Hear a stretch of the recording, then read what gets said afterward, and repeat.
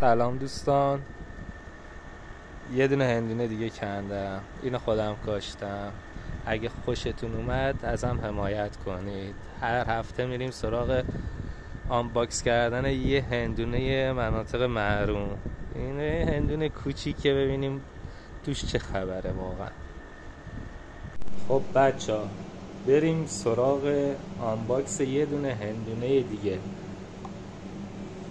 یه دونه هندونه های مناطق محروم.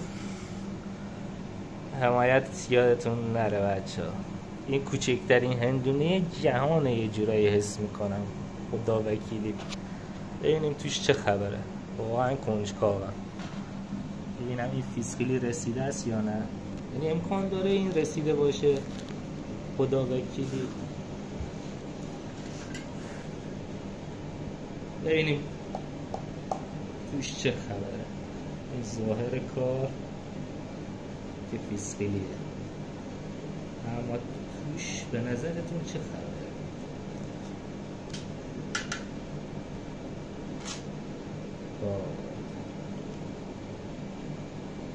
هنوز یه ذره دیگه جا داشت درسته، ولی بازم خوبه چون خیلی کوچیکه دیگه. بهتره این نمیشه. این هندونه پاییزی کلا سایزش همین قدرش. حالا بستگی به زمینتون. من اصلا هیچ کودی به این هندونه ندادم، فقط آب ریختم باش. این قطع شده.